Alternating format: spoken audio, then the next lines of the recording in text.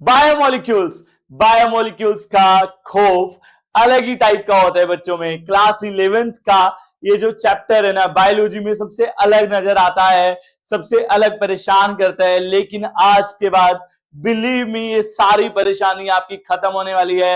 Hello students, मैं हूं doctor Shubham Agarwal और वेलकम करता हूं आज के अनदर वेरी इंपॉर्टेंट लेक्चर में, जो कि क्लास 11th के बायोमोलिक्यूल चैप्टर के ऊपर बेस्ड है। बच्चों ये चैप्टर एक तो डबल वेटेज का है। डबल वेटेज का कैसे? क्लास 12th, कई बच्चे सोच रहे हैं कि यार जल्दी सी क्लास 11th बायो खत्म होए और इस चैप्टर से कम पीछा छूटे, लेकिन उन्हें नहीं पता कि क्लास 12th केमिस्ट्री में भी आके फिर आपको बायोमोलिक्यूल्स मिलने वाला है। तो ये वो चैप्टर है बच्चों जो 11th बायो में है और 12th केमिस्ट्री में है। तो अगर ये चैप्टर आपने अच्छे से अब कर लिया तो आपको 12th में एक कदम आप केमिस्ट्री का ऑलरेडी रख दोगे, एक चैप्टर आपका ऑलरेडी हो जाएगा। बाकी बच्चों को 10 चैप्टर पढ़ने हैं आगे जाके 12th केमिस्ट्री में, आपको सिर्फ 9, क्योंकि एक चैप्टर आपका अच्छा हो जाएगा। और ये मैं इसलिए कह रहा हूं, वो तो आज हो ही जाएगा क्योंकि मैं पढ़ाने वाला हूं बहुत ही इजी वे में। आज आपको टिप्स पे मैं बायोमोलिक्यूल करवाने वाला हूं। तो चलिए शुरू करते हैं और फोबिया आज दिमाग से निकाल दो बायोमोलिक्यूल का, क्योंकि इसकी हम धज्जियां उड़ाने वाले हैं भाई, बहुत इजी वे से हम करने वाले हैं। तो बच्चों सबसे पहले बायोमोलिक्यूल होते क्या हैं? तो बच्चों वर्ड्स को तोड़ो। बायो वर्ड जब भी आए मतलब होता है बच्चों लिविंग। मॉलिक्यूल, तो बच्चों वो मॉलिक्यूल जो लिविंग बॉडी का पार्ट है, जो लिविंग ऑर्गेनिज्म का पार्ट है, सच मॉलिक्यूल्स आर कॉल्ड बायोमोलिक्यूल। ये मैं दिख रहा हूं, ठीक है, मेरी स्मार्टनेस पे मत जाओ, इंटरनल बॉडी कंपोजिशन पे जाओ। किसका बना हुआ हूं मैं? बायोमोलिक्यूल का। बच्चों जितने भी लिविंग ऑर्गेनिज्म है वो मेनली किसके कंपोज्ड हैं? बायोमोलिक्यूल के। तो वो मॉलिक्यूल जो हमारी लिविंग बॉडी का पार्ट है और जो हमारी बॉडी के पार्ट तो है ही है, साथ में हमारी बॉडी की ग्रोथ के लिए एसेंशियल है, साथ में हमारे जितने भी फंक्शंस है बॉडी के उसमें हेल्प करते हैं। ऐसे मॉलिक्यूल को बच्चों हम क्या बोलते हैं? बायोमोलिक्यूल। जैसे carbohydrates, lipid, protein, nucleic acid. सुना है ना न्यूक्लिक एसिड भी? नहीं सुना? डीएनए का नाम सुने? फुल फॉर्म क्या थी? Deoxy ribo nucleic acid. RNA ribo nucleic acid. तो बच्चों आप सबको पता है कि हम डॉक्टर भी कहते हैं कि प्रोटीन खाना चाहिए, फैट खाना चाहिए। लिपिड्स क्या होते हैं बच्चों? फैट ऑयल वगैरह।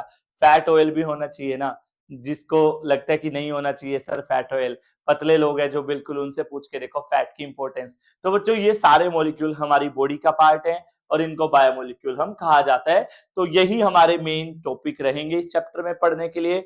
तो चलिए चैप्टर का फर्स्ट टॉपिक शुरू करते हैं, how to analyze chemical composition. बच्चों ये टॉपिक क्या है कि लिविंग ऑर्गेनिज्म की केमिकल कंपोजिशन क्या है, हम किस चीज से बने हैं। तो बड़े बुजुर्गों की कहावत याद आती है, लोग कहते हैं कि हम सब मिट्टी से बने हैं और एक दिन मिट्टी ही हो जाएंगे। तो बिल्कुल बच्चों ये गलत नहीं कहा है, दो एक्सपेरिमेंट से समझते हैं। हालांकि इतना इंपॉर्टेंट नहीं है, जो इसके इंपॉर्टेंट टॉपिक है मैं क्लियर बता दूंगा, वही क्वेश्चन आपको एग्जाम में मिलने वाले हैं, चाहे वो नीट हो चाहे आपके बोर्ड के एग्जाम मतलब 11th क्लास के एग्जाम हो। तो बच्चों सबसे पहले हमने क्या किया, एक लिविंग टिश्यू ले लिया। लिविंग टिश्यू मतलब चाहे बच्चों कोई फ्रूट या वेजिटेबल ले लिया, ठीक है, या फिर लीवर निकाल लिया किसी बच्चे का जो पढ़ता नहीं है, जो फेल होने वाला है, कम से कम उसका लीवर निकाल ले, किसी और के काम आएगा। तो कोई भी लिविंग टिश्यू ले लो भाई, उसको ग्राइंड करो अच्छे से, उसको रगड़ो भाई, ट्राइक्लोरो एसिटिक एसिड डालो थोड़ा सा और उस लिविंग टिश्यू को अच्छे से ग्राइंड करो। ग्राइंड कर लिया, अब उसको फिल्टर कर लो। तो जब आप फिल्टर करोगे, फिल्टर करने के बाद बच्चों दो चीजें आपको आएंगी, एक तो फिल्ट्रेट जो नीचे फिल्टर होके आएगा, और जो एक ऊपर ही रह जाता है, जैसे चाय रह जाती है ना जब चाय छानते हैं, तो उसको बोलते हैं बच्चों रिटेंटेट। तो बच्चों जब अब हमने रिटेंटेट और फिल्ट्रेट को स्टडी किया, तो जो फिल्ट्रेट था जो नीचे फिल्टर होके गया, उसमें बच्चों थाउजेंड्स ऑफ ऑर्गेनिक कंपाउंड्स थे, बहुत सारे क्या थे? ऑर्गेनिक कंपाउंड्स थे, और साथ में इनऑर्गेनिक न्यूट्रिएंट थे जैसे कैल्शियम, फॉस्फोरस, ये सब था।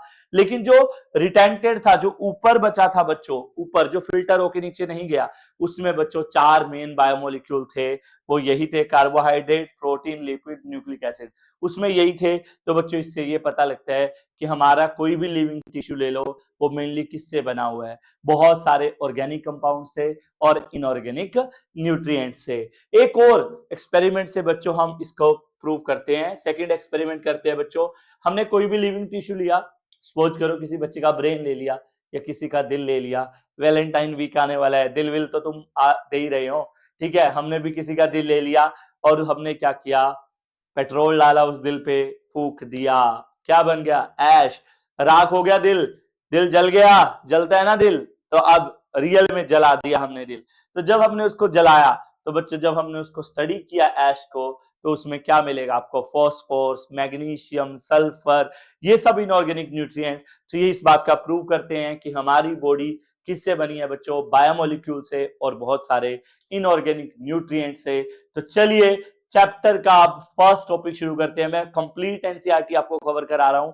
तो ये 2 एक्सपेरिमेंट उसमें दे रखे थे, इसलिए मैंने ये दोनों एक्सपेरिमेंट भी बच्चों आपको कराए।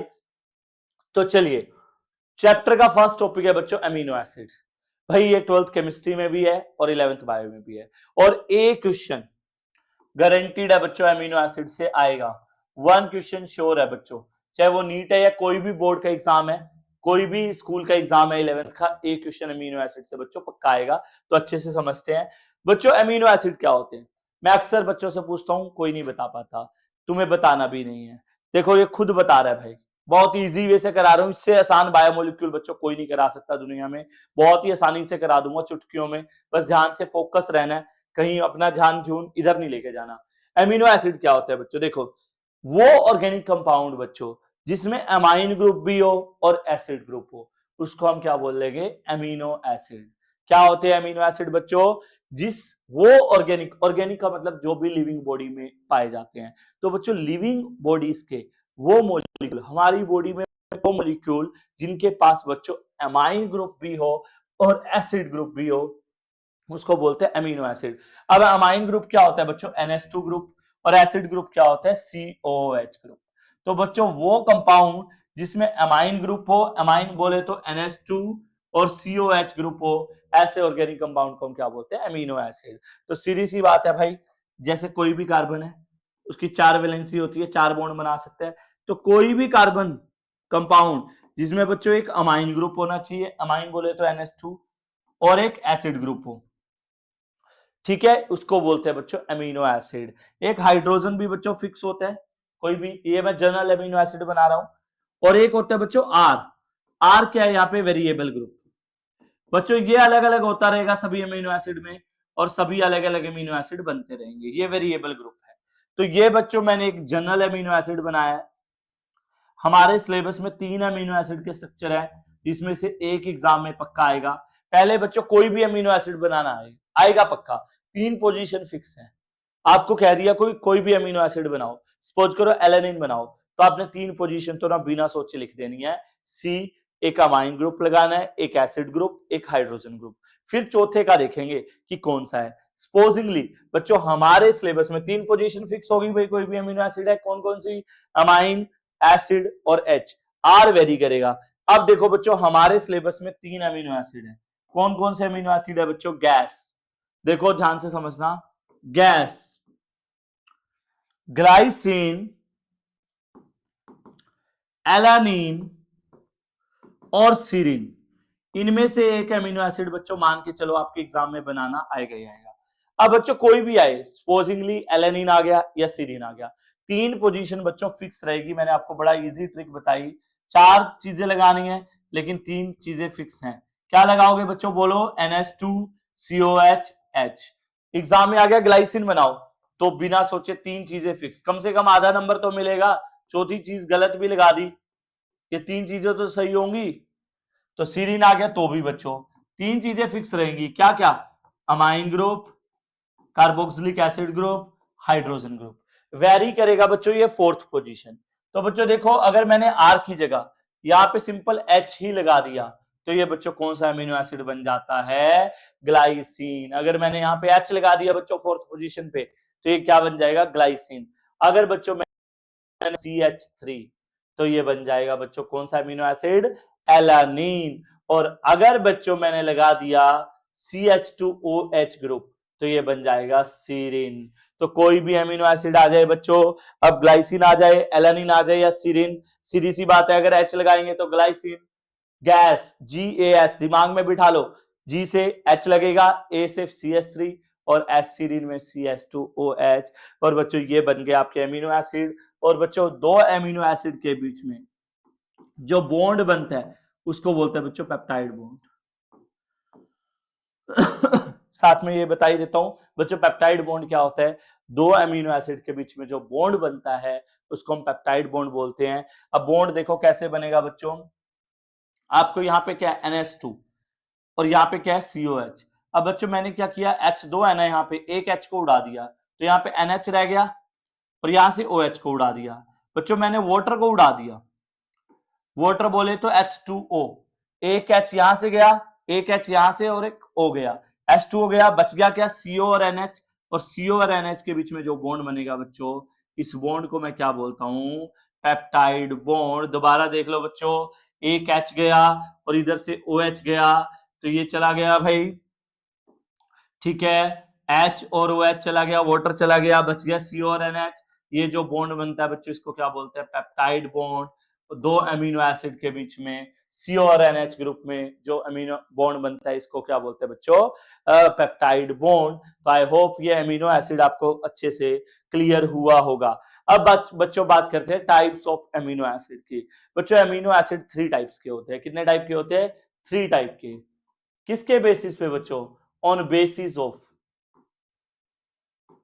Are group.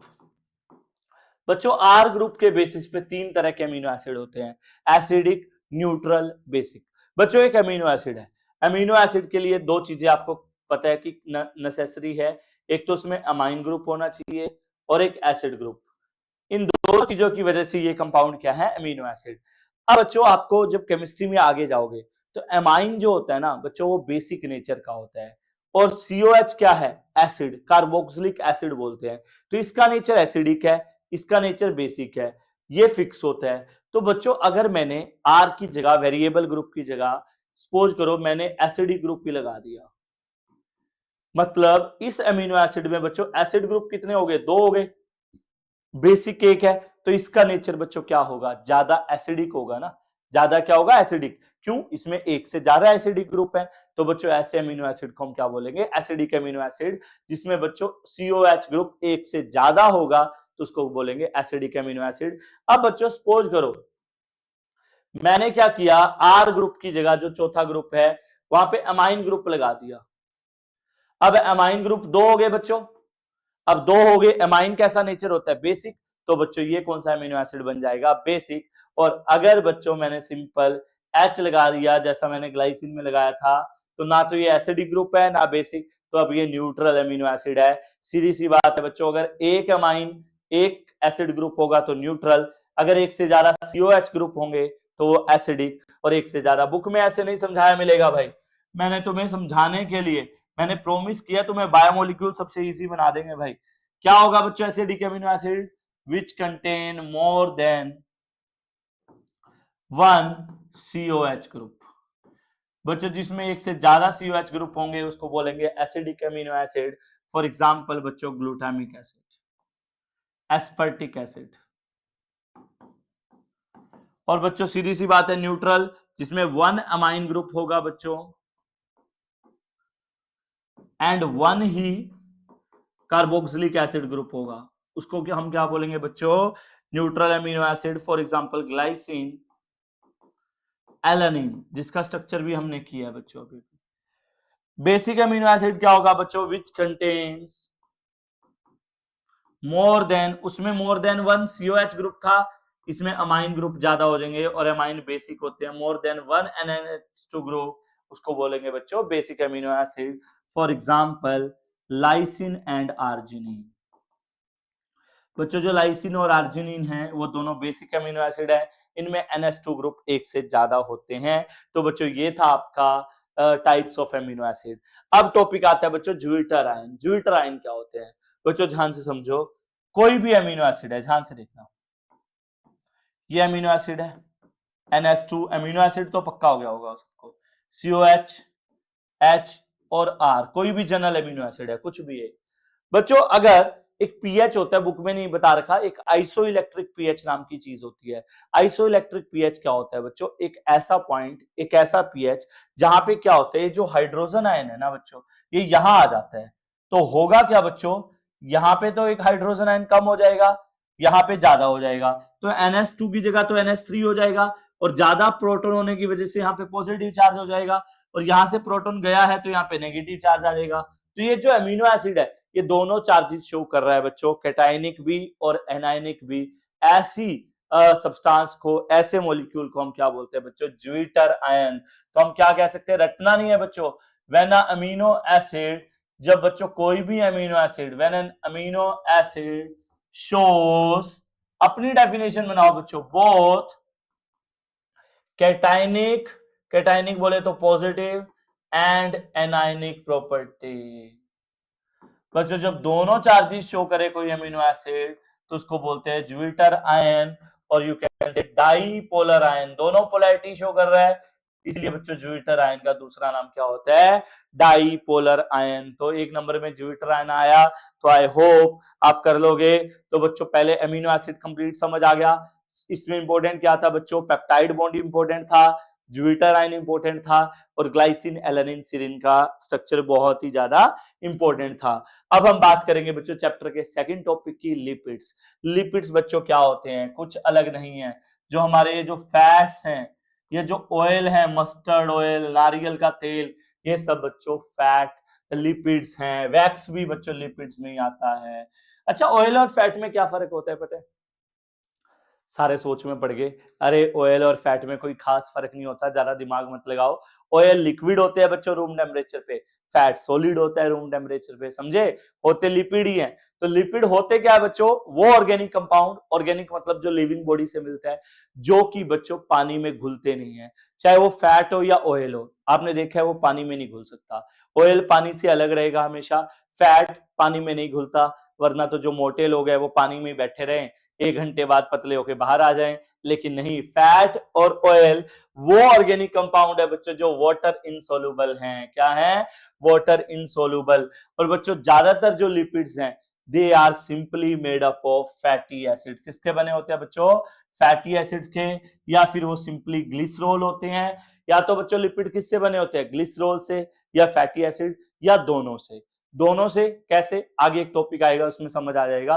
तो पहले हम फैटी एसिड पढ़ते हैं बच्चों, यहां से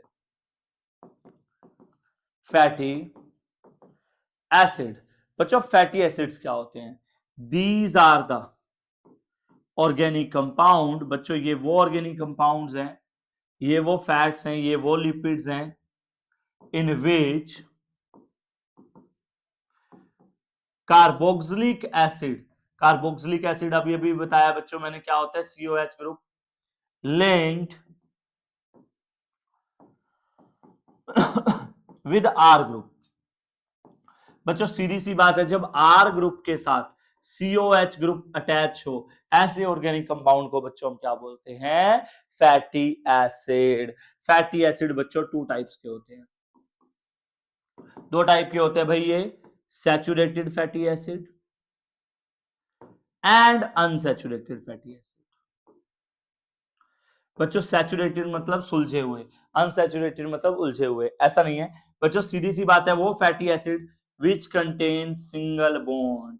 बच्चों जो single bond containing fatty acids हैं उनको हम क्या बोलते हैं बच्चों, सैचुरेटेड फैटी एसिड। और अनसैचुरेटेड क्या हो जाएगा, विच कंटेन डबल और ट्रिपल। गलत है, हाइड्रोकार्बन्स नहीं पढ़ा रहा मैं, एल्केन एल्कीन एल्काइन। बच्चों जिनमें सिंगल बॉन्ड होता है वो सैचुरेटेड, अनसैचुरेटेड होते हैं which contain double bond, triple नहीं होता बच्चों। अगर डबल बॉन्ड है फैटी एसिड में तो अनसैचुरेटेड, अगर सिंगल है तो सैचुरेटेड। और अगर एक डबल बॉन्ड है तो मोनो अनसैचुरेटेड, अगर एक से ज्यादा है तो पॉली अनसैचुरेटेड फैटी एसिड। बच्चों कुछ फैटी एसिड के एग्जांपल करते हैं यहां से। अब लिपिड में बच्चों पहले इंपॉर्टेंट बात है, एग्जांपल्स ऑफ फैटी एसिड बहुत इंपॉर्टेंट है बच्चों। यस, 2 फैटी एसिड के एग्जांपल दे रखे हैं बच्चों बुक में, भूल मत जाना। एक है बच्चों पाल्मिटिक एसिड, एमसीक्यू में आ सकता है बच्चों, 16 कार्बन से बना होता है बच्चों, ये आ जाएगा। Name the fatty acid which is composed of 16 carbon, तो क्या आ जाएगा बच्चों, palmitic acid. Number 2 arachidonic acid, बच्चों अरेकिडोनिक एसिड एक और फैटी एसिड है जो 20 कार्बन से बना होता है। तो दोनों फैटी एसिड के एग्जांपल मत भूल जाना भाई, इंपॉर्टेंट है। एक और बच्चों सिंपल जो लिपिड है वो ग्लिसरॉल है। बच्चों ये था फैटी एसिड। ग्लिसरॉल भी एक लिपिड है बच्चों। ग्लिसरॉल क्या होता है? CH2OH CHOH CH2OH, ये ग्लिसरॉल होता है बच्चों। तो ये भी एक सिंपल लिपिड है। बट कई बार क्या होता है बच्चों, ये जो ग्लिसरॉल मॉलिक्यूल है और फैटी एसिड है, ये दोनों साथ में आ जाते हैं, ये दोनों साथ में प्रेजेंट होते हैं। ऐसे मॉलिक्यूल को बच्चों क्या बोलते हैं? Triglyceride. Very very very important बच्चों, लिपिड का सबसे इंपॉर्टेंट बात कराने जा रहा हूं मैं अब आपको। Triglycerides very important. ट्राइग्लिसराइड समझो भाई अच्छे से क्या होता है। तो बच्चों सीधी सी बात है, ट्राइग्लिसराइड क्या होता है? ग्लिसरॉल भी एक सिंपल लिपिड है। तो बच्चों जब हम ग्लिसरॉल में 3 फैटी एसिड्स को ऐड कर देते हैं, when one molecule of glycerol is linked with 3 fatty acids, it is called triglycerides. बहुत सिंपल लैंग्वेज में बताया मैंने। ट्राइग्लिसराइड क्या होता है बच्चों? जब एक ग्लिसरॉल के साथ 3 फैटी एसिड जोड़ देंगे। बुक में डायरेक्ट ट्राइग्लिसराइड का डायग्राम दिखाया गया है, लेकिन मैं आपको बनता हुआ दिखा रहा हूं कि ट्राइग्लिसराइड बनता कैसे है। तो देखो बच्चों मैंने ग्लिसरॉल बना लिया है यहाँ पे। अभी बताया ग्लिसरॉल क्या होता है? CH2OH CHOH। केमिस्ट्री बहुत अच्छी है, तभी बायोमोलिक्यूल आपको मेरे से इजीली समझ आ जाएगा। ये थोड़ा सा केमिस्ट्री वाला है इसलिए बच्चों को मुश्किल लगता है। अब फैटी एसिड अभी बता के हटा हूं मैं, क्या होता है फैटी एसिड? RCOH 1 2 एंड ये 3 फैटी एसिड ले लिए बच्चों। 1 2 3 क्यों दिया है? फिर 3 लिए हैं। अब देखो बच्चों, जब भी कोई जुड़ता है तो कोई टूटता है, याद रखना। जब भी कोई जुड़ता है ना बच्चों, तो उसके पीछे कोई ना कोई टूट रहा होता है। तो यहाँ पे भी ऐसे ही होगा बच्चों, वाटर निकलेगा। देखना जब ये जुड़ेंगे तो यहां से बच्चों OH उड़ा दो और यहां से बच्चों H उड़ा दो। ये जो मैं अंडर ब्रैकेट कर रहा हूं, अंडर स्क्वायर कर रहा हूं, ये उड़ गए। अब जो बच गया बच्चों वो बन जाएगा ट्राइग्लिसराइड। क्या बच गया बच्चों? CH2O, इधर से COR1। समझे? ये बच गया था ना COR1, ये तो चला गया OH, COR1 बच गया। अब नेक्स्ट CHO COR2 और लास्ट तुम बोलो CH2O COR3। This is what we call triglyceride. ये क्या बन गया बच्चों आपका? ट्राइग्लिसराइड। सिंपल, समझे? उसके बाद बच्चों एक आपका यहाँ पे फॉस्फोलिपिड दे रखा है। फॉस्फोलिपिड क्या होता है बच्चों? जब फॉस्फेट ग्रुप लिपिड में जोड़ देते हैं तो उसको बोलते हैं बच्चों फॉस्फोलिपिड। जब फॉस्फेट ग्रुप लिपिड में जोड़ देते हैं, इसका एग्जांपल है बच्चों lecithin. Lecithin is a phospholipid. बच्चों ये वो फॉस्फोलिपिड है, आपने पढ़ा होगा हमारी जो प्लाज्मा मेम्ब्रेन है बच्चों वो लिपिड से बनी है, फॉस्फोलिपिड से बनी है। और वो कौन सा फॉस्फोलिपिड से बनी है बच्चों? लेसिथिन। तो lecithin is the phospholipid found in cell membrane या plasma membrane of all living organism. बच्चों सभी लिविंग ऑर्गेनिज्म की, आप मेरे को देख पा रहे हो, खुद को देख पा रहे हो, सभी हमारी बॉडी किससे बनी है? सेल से। और सेल के बाहर मेम्ब्रेन कौन सी है? Cell membrane. और हमारी सेल मेम्ब्रेन बच्चों इससे बनी है, लेसिथिन। लेसिथिन का बच्चों स्ट्रक्चर याद कर लो। पहले दो तो सिंपल ट्राइग्लिसराइड वाला ही है, तीसरे पे बच्चों बस फॉस्फेट ग्रुप लगा हुआ है और CH2 CH2 N CH3 CH3 CH3 लगा हुआ है। ये बच्चों स्ट्रक्चर है लेसिथिन का। लेसिथिन का नाम आ सकता है बच्चों एग्जाम में बहुत बार कि कौन सा फॉस्फोलिपिड है जो हमारी सेल मेम्ब्रेन प्लाज्मा मेम्ब्रेन में पाया जाता है। तो आंसर क्या है बच्चों? लेसिथिन। तो बच्चों ये था हमारा दूसरा टॉपिक कंप्लीट इस चैप्टर का, बायोमोलिक्यूल का, लिपिड। आई होप आपको समझ आ गया होगा। अब थर्ड टॉपिक है बच्चों मेटाबोलाइट्स। मेटाबोलाइट्स क्या होते हैं बच्चों? वो सब्सटेंस जो मेटाबॉलिज्म में इन्वॉल्व होते हैं। हमारा मेटाबॉलिज्म चल रहा है, हमारी बॉडी में रिएक्शन चल रही है लगातार, तो जो उसके प्रोडक्ट्स हैं, इंटरमीडिएट प्रोडक्ट्स हैं, ऐसे सब्सटेंस को बच्चों मेटाबोलाइट्स बोलते हैं। मेटाबोलाइट्स बच्चों दो तरह के होते हैं, प्राइमरी सेकेंडरी। बुक में डिफरेंस दे रखा है, बहुत इंपॉर्टेंट है बच्चों। अगर हम बात करें क्लास 11 के पेपर की तो उसमें बहुत ज्यादा चांस है इनमें डिफरेंस आने के। और अगर नीट की बात करें या MCQ की बात करें तो उसमें इस टेबल से वेरी वेरी वेरी इंपॉर्टेंट है बच्चों, नीट पॉइंट ऑफ व्यू से। एमसीक्यू यहां से आएगा। तो मेटाबोलाइट अच्छा टॉपिक है। तो बच्चों प्राइमरी और सेकेंडरी मेटाबोलाइट में क्या फर्क है? प्राइमरी का मतलब क्या होता है? मेन। बच्चों वो मेटाबोलाइट्स, वो मेटाबॉलिज्म में इन्वॉल्व होने वाले सब्सटेंस जिनका डायरेक्ट रोल है बॉडी फंक्शन में, प्राइमरी मतलब मेन। तो बच्चों वो मेटाबोलाइट जिनका मेन फंक्शंस में, बॉडी फंक्शंस में डायरेक्ट रोल प्ले करते हैं, ऐसे सब्सटेंस को बच्चों हम क्या बोलते हैं? प्राइमरी। और जो डायरेक्ट रोल नहीं प्ले करते, हाँ उनकी कुछ इकोनॉमिक इंपॉर्टेंस है, इंपॉर्टेंट है, लेकिन डायरेक्ट बॉडी फंक्शनिंग में उनका रोल नहीं है, ऐसों को क्या बोलते हैं बच्चों? Secondary metabolite. प्राइमरी कभी भी पॉइजनस नहीं होते, सेकेंडरी पॉइजनस होते हैं। एग्जांपल से आप समझ जाओगे बच्चों, जैसे कार्बोहाइड्रेट है, प्रोटीन है, न्यूक्लिक एसिड है, ये सब क्या है बच्चों? Primary metabolites. अब अगर आप प्रोटीन नहीं खाओगे तो आपकी बॉडी के फंक्शन अफेक्ट होंगे, कार्ब्स नहीं खाओगे तो भी बॉडी के फंक्शन अफेक्ट होंगे। लेकिन जो बच्चों प्लांट, फंजाई, बैक्टीरिया से हमें मिलते हैं, जैसे एंटीबायोटिक, गम, रबर, ड्रग्स, परफ्यूम्स, ये जो भी हमें प्लांट्स वगैरह से, ऑयल, ये सब जो मिलते हैं बच्चों, ये है सेकेंडरी मेटाबोलाइट। सेकेंडरी मेटाबोलाइट में बच्चों बहुत सारी कैटेगरी है। यहां से क्वेश्चन पक्का आएगा। कैसा आएगा मैं आपको वो बताऊंगा, अभी बताऊंगा। तो बच्चों ये सेकेंडरी मेटाबोलाइट की कुछ कैटेगरी है। जैसे हमें कुछ पिगमेंट्स मिलते हैं बच्चों, ये सब बच्चों सेकेंडरी मेटाबोलाइट्स हैं। सब क्या है? ये सेकेंडरी मेटाबोलाइट्स, अलग अलग कैटेगरी है। क्वेश्चन कैसे आएगा इससे बताऊंगा। तो बच्चों जैसे कुछ पिगमेंट मिलते हैं हमें, कैरोटिनोइड, एंथोसाइनिन, एल्केलॉइड मिलते हैं बच्चों जैसे मॉर्फिन, कोडीन, टर्पिन्स मिलते हैं जैसे मोनोटर्पिन, डाइटर्पिन, ऑयल मिलते हैं बच्चों जैसे लेमन ग्रास ऑयल, टॉक्सिन मिलते हैं बच्चों एब्रिन, रिसिन। बच्चों ये जो पॉलीमर्स मिलते हैं, रबर वगैरह, ये जो टेबल है इसमें मैं 4 चीजों को हाईलाइट कर रहा हूं, इसको मत भूल जाना बच्चों। एक तो ये एल्केलॉइड वाला, एक बच्चों क्यों ये टर्पिनोइड्स क्यों नहीं आएगा, नाम से ही पता लग रहा है, मोनोटर्पिन, ऑयल पता लग रहा है, टॉक्सिन वाला बच्चों इसका नाम से नहीं पता लग रहा, लैक्टिन वाला बच्चों, और ड्रग्स वाला। बच्चों ये चारों पक्का कर लो भाई, यहां से क्वेश्चन पक्के आएंगे, गारंटी दे रहा हूं, यहां से नीट में क्वेश्चन पक्का आएगा। अब क्वेश्चन कैसा आएगा वो मैं बाद में बताऊंगा। बच्चों आपको करना क्या है, ये जो कैटेगरी है और इसके एग्जांपल पक्के कर लो, यहां से एमसीक्यू आने के बहुत ज्यादा चांस है नीट में। तो ये याद नहीं होते तो तुम्हें याद करने भी नहीं है, मैं ट्रिक बता रहा हूं, 4 लाइनें याद करनी है, तुम्हारा आंसर कभी जिंदगी में गलत नहीं होगा। तो बच्चों देखो, आपको पहले एक सब्जी आती है बच्चों, अरबी तोरी। आप सबने सुना होगा सब्जी का नाम क्या?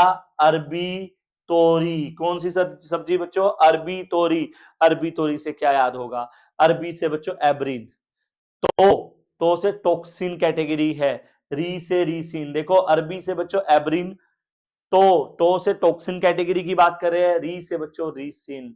तो बच्चों ये ट्रिक में कौन सी कैटेगरी है और उसके कौन से एग्जांपल है वो कवर हो गए। अब बच्चों आपको पता, आपने लेंस पढ़े थे, 2 तरह के लेंस होते हैं, कनकेव लेंस और कन्वेक्स लेंस। तो बच्चों आपको कनकेव लेंस याद करते हैं। कनकेव से बच्चों कनकावलिने, और कौन सी कैटेगरी है? लेंस से लैक्टिन। तो बच्चों देखो ये एग्जाम्पल हो गया और ये कैटेगरी होगी, समझे। और इसके लिए बच्चों मैं कहाँ रहता हूं पता आपको? कुरुक्षेत्र में। तो बच्चों आपको क्या ट्रिक याद करनी है? कुरुक्षेत्र में ड्रग ब्लास्ट, कुरुक्षेत्र में ड्रग ब्लास्ट। कुरुक्षेत्र से बच्चों कुर्क्यूमिन, ड्रग से ड्रग्स कैटेगरी की बात करें, ब्लास्ट से ब्लास्टीन, कुरुक्षेत्र से ड्रग ब्लास्ट, डन। और लास्ट एक लड़की है बच्चों अलका, अलका मौर्य। बच्चों अलका मौर्य का कोड क्या है? अलका मौर्य कोड याद रखना, अलका से एल्केलॉइड, मौर्य से मॉर्फिन, कोड से कोडीन। अब बच्चों क्वेश्चन कैसे आता है? क्वेश्चन आएगा ऐसे, which of the following is a alkaloid? Option A vinblastine, option B मैं नहीं बताता answer, curcumin, option C abrin, option D codeine. अब क्या आएगा बच्चों आंसर? वैसे तो देख के पता लग रहा है, लेकिन तुम्हारे दिमाग में क्या आएगा? एल्केलॉइड पूछा है तो एल्केलॉइड से तुम्हें याद आएगी अल्का। कौन याद आएगी बच्चों? अलका मौर्य का कोड क्या है? तो अल्का से एल्केलॉइड, मोरिया कोडेन कोड पे आ जाओगे तुम। ऐसे ही बच्चों पूछ लेंगे कि कौन सा आपका जैसे ड्रग है, तो जैसे vinblastine, monoterpene, morphine, codeine option दे दिए, तो आप कुरुक्षेत्र में ड्रग ब्लास्ट से बच्चों ये क्वेश्चन कर सकते हैं। तो ये क्वेश्चन यहां से बच्चों बहुत बार आता है। अगला टॉपिक है बच्चों प्रोटीन। देखिए हमने अमीनो एसिड किया है बच्चों, आपको पता है अमीनो एसिड और प्रोटीन में कोई फर्क नहीं है। अकेले अमीनो एसिड है वो, जब बहुत सारे अमीनो एसिड जुड़ जाएंगे, किससे जुड़ते हैं अमीनो एसिड, अभी बताया था पेप्टाइड बॉन्ड से। तो जब बच्चों अमीनो एसिड जुड़ जाएंगे पेप्टाइड बॉन्ड के थ्रू बच्चों, वो बन जाएंगे protein. Basically proteins are polypeptide, मतलब बहुत सारे पेप्टाइड बॉन्ड जहां पे होंगे अमीनो एसिड जुड़े होंगे उसको बोलते हैं बच्चों प्रोटीन। 20 डिफरेंट अमीनो एसिड ऐसे है बच्चों जो प्रोटीन को बनाते हैं, ठीक है। अलग अलग 20 अमीनो एसिड है बच्चों जिससे सारे प्रोटीन बने हुए हैं। बच्चों सबसे ज्यादा पाए जाने वाला प्रोटीन अगर हम एनिमल्स की बात करें तो बच्चों वो है कोलेजन। और अगर पूरे बायोस्फीयर की बात करें कि पूरे बायोस्फीयर में सबसे ज्यादा पाए जाने वाला प्रोटीन है, वो है रुबिस्को। फुल फॉर्म है बच्चों राइबुलोस 1,5 bisphosphate carboxylase oxygenase. Full form भी याद रख सकते हैं आप। ये फोटोसिंथेसिस बच्चों अगर पॉसिबल है तो इसी एंजाइम की वजह से पॉसिबल है।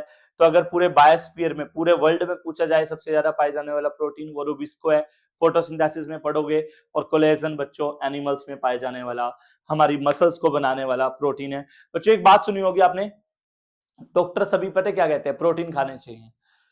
सभी कहते हैं कि प्रोटीन खाओ, प्रोटीन ज्यादा से ज्यादा खाओ, जिम जाने लगेंगे कह रहा प्रोटीन लो।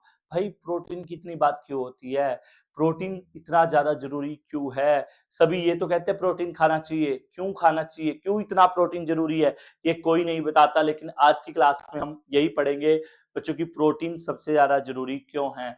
तो बच्चों जैसे कोलेजन प्रोटीन है, कौन सा प्रोटीन, कोलेजन। बच्चों ये हमारी मसल्स बिल्डिंग प्रोटीन है बच्चों, एनिमल मसल्स में बच्चों पाया जाता है, मसल बिल्डिंग प्रोटीन है। तो हमारी जो मसल्स है बच्चों ये प्रोटीन की वजह से है, तो हमें प्रोटीन इसलिए खाने जरूरी है। ट्रिप्सिन बच्चों एक एंजाइम है जो हेल्प करता है बच्चों डाइजेशन ऑफ प्रोटीन में।